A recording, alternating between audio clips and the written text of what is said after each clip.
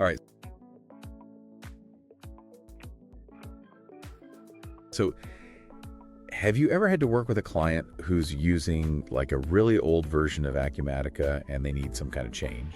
Oh, yeah, like a retired version. Exactly, like a retired version. Yeah. Yeah. So it's almost impossible, to do anything right. Right. Because you don't have access to you don't have access to update it. the new features. Yeah. You're kind of stuck with whatever you had back then. Yeah. So I had one of those recently. Okay. And it was a doozy. Oh. Yeah. And so I had to pull in an expert. Okay. And her name is Kirti Goswami. Okay. And she is an associate functional consultant with 6 years of experience in the ERP space. Wow. She has tackled over 240 unique scenarios. That's a lot. It is a lot. Yeah. So she's dealt with reports, inquiries, business events. She's seen it all. She's seen it all. Yeah. So in this case, the client needed to update their trial balance Okay. from a retired Acumatica version. Gotcha. And they needed to include the latest fixed asset class IDs. Okay, so for people who aren't familiar with fixed asset class IDs, what are those? So essentially, it's just a way to identify your different types of fixed assets. Okay. So, you might have buildings and equipment and vehicles. Okay. And each one of those would have its own ID. Got it. So they wanted to update that Got it. in the retired version. Right. Which is hard to do. It's almost impossible. Yeah.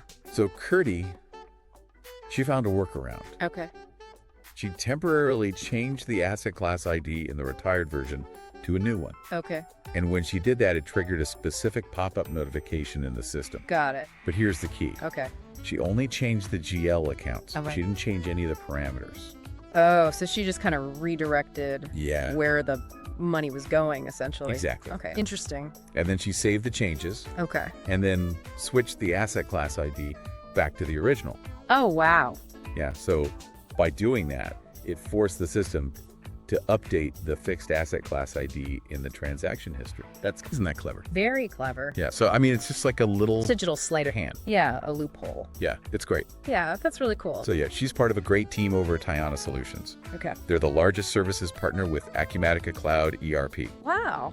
Okay. And they do everything from implementation to customization to support Across all editions? across all editions. That's impressive. It is impressive. Yeah. And they're very affordable. Oh, that's good to know. Yeah, and they're committed to customer satisfaction. So if anybody's out there and they're facing a really difficult Acumatica problem, Yeah. it sounds like Tiana Solutions is the place to go. Absolutely. All right. Give them a call at 678-910-2774. All right, write that down, folks. You can book an appointment See how they can help you. and see how they can help your business. Yeah. So who knows what other clever fixes are out there just waiting to be discovered? Yeah.